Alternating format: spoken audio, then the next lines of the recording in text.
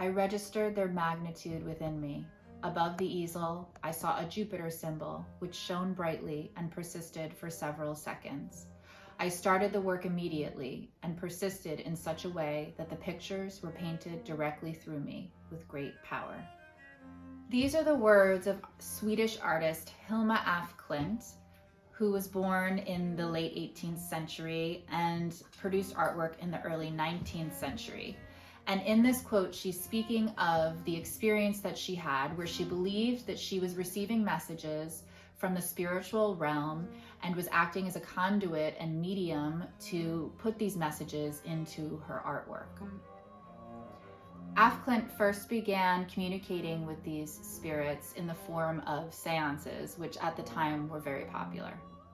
Seances were a form of practicing spiritualism, which was a belief that spirits of the dead communicate with the living, usually through a medium. In Af Klint's case, she and a group of 4 other women, some of who were also artists, called themselves the Five, and they would hold hands in a circle to form a circuit, and they each acted as mediums at different times. William James, psychologist and religious theorist, was a contemporary of Af Klint, although he probably didn't know of her and never saw any of her work.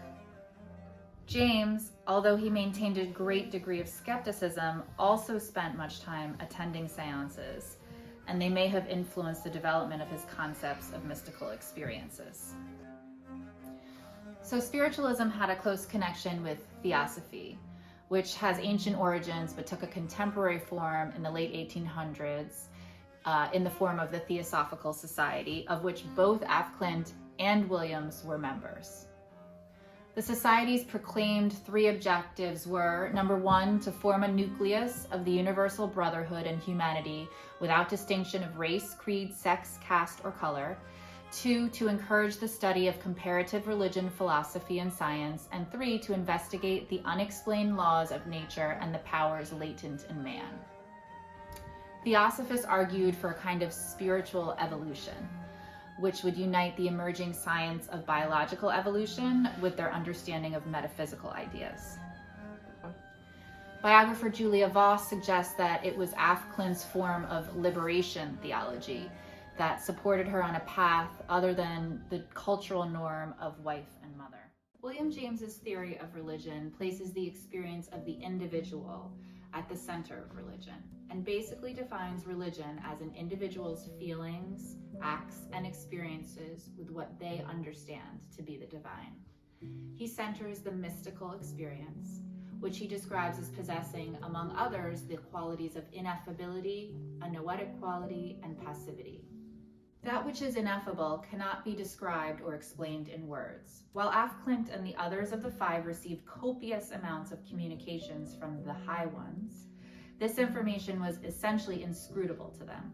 In the words of one of the spiritual messengers the 5 encountered, quote, "It is life, friends, a rich mixture of the simplest with the most beautiful, the struggle and the joy, the striving toward thousands of species, a diverse jumble to the external observer, but behind it all, unity." A noetic quality refers to possessing, quote, "insights into depths of truth unplumbed by the discursive intellect." Although enigmatic, these insights are felt to have a deep knowledge of the truth, are suffused with profound meaning and importance, and, quote, "as a rule, they carry with them a curious sense of authority for aftertime."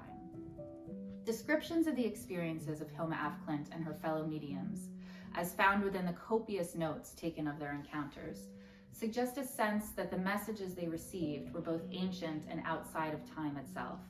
The images that were purportedly channeled during these spiritual transmissions are filled with symbols that seem both primal and filled with deep meaning. For example, Af Klint posited that the geometric forms she was inspired by the spiritual messengers to paint depict various states of consciousness. The spirals, circles, and crosses could be interpreted as working together to convey a rhythm of polarity, male and female, birth and death, knowledge and ignorance, that culminates in the unification of these opposing states into a whole. A third trait of James's qualities of mystical states is that of passivity. Although an individual may set about certain practices to allow for the mystical state to begin, quote, when the characteristic sort of consciousness once has set in, the mystic feels as if his own will were in abeyance, and indeed sometimes as if he were grasped and held by a superior power. After engaging in the practice of seance, Klint describes an experience that distinctly parallels James's description of feeling as if one is being taken over by another higher power. Quote, I registered the magnitude within me. I started the work immediately and persisted in such a way that the pictures were painted directly through me with great power. In 1906, during a seance, Klint was tasked by a spirit named Amalil, one of the High Ones, to take on a project of grand scale.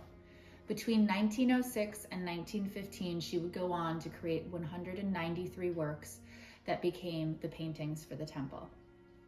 Klint's paintings were rarely seen or appreciated in her lifetime. Her peers in the art community, as well as philosopher and fellow spiritualist Rudolf Steiner, dismissed both the painting's highly unusual style and the unprecedented way in which she claimed to have produced them. She came to believe that the world was not yet ready for the spiritual messages and ideas they conveyed. She willed them to her nephew, Erich Klint, and directed that they not be released to the public again until 20 years after her death. When Klint's works were finally shown in 1986, they were met with awe and emotion. In the words of art historian Iris Mueller-Westerman, many who saw the exhibition were astonished at their own reaction to it. For instance, I saw people who burst into tears or suddenly became completely calm and quiet. It appears that these works do something to us, not only through their sheer size, but through a kind of energy. In her notes, Hilma Klint wrote that she envisioned her paintings housed in a white temple, a spiral-shaped building on an island surrounded by water. As if foretold in a prophecy, Klint's paintings for the temple were shown within the spiraling white architecture of the Guggenheim Museum on the island of Manhattan. In 2019, I had the chance to view her work there in that astral-like space. Her paintings, notebooks, and sketches covered the walls from the base of the museum spiral to its pinnacle. The effect was that of feeling one was immersed not only in Hilma Klint's artwork, but also in her process and her way of viewing the world, and the experiences that she believed she was having. The experience for me was quite impactful.